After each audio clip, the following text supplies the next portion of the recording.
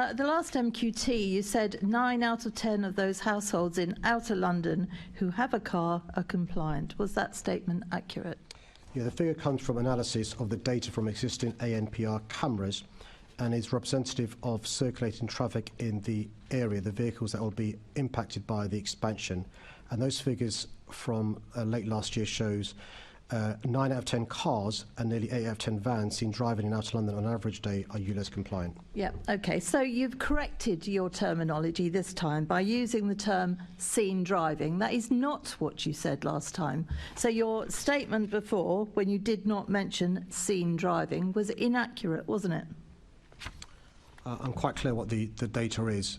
It's monitored through the automatic number plate recognition data derived from anonymised daily camera operations. Mr. Mayor, are you incapable of saying, yes, I was incorrect on my statement and I apologise, I should have said seen driving, because it gives the wrong impression, doesn't it? I'm quite clear on what the data says, which is what I've read out, Chair. We're quite clear, and we're quite clear that you were inaccurate last time. And I like to see that today you have actually given the SMMT proper figures out. Has anybody asked you for these figures before? Asked me personally for these figures before. Asked your office for information on the SMMT, which for anybody watching is a Society of Motor Manufacturers and Traders. I'm not sure where, Chair. My office probably gets lots of requests all the time. I'm sure they do, and I'm sure you're selective on who you answer. So you don't want to correct the statement then that you made last time, i.e. that you were incorrect? No, Chair, I'm quite clear what I've read out. I'm happy to read it out again if that helps. No, it's a waste of time because you won't accept that ever that you're wrong.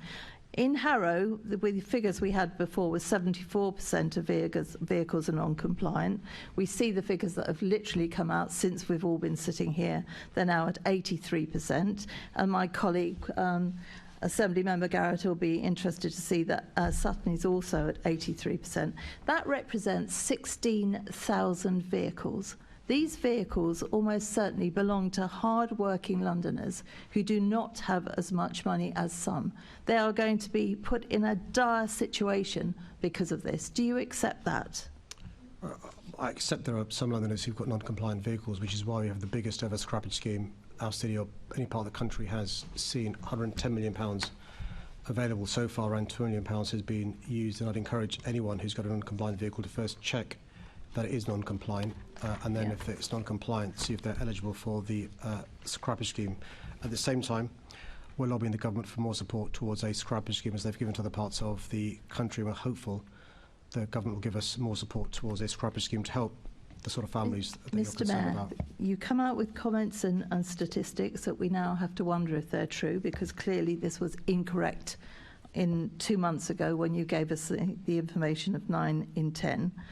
You poo-poo it and say that it's hardly anybody that's going to be affected. In Harrow, 16,000 people will be affected. In Sutton, 16,000 people will be affected. And all the boroughs around.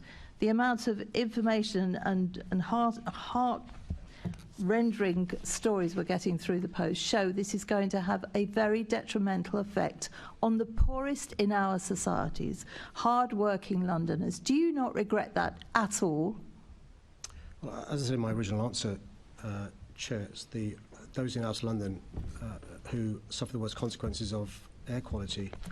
It's those in outer London who suffer the most deaths attributable to air quality.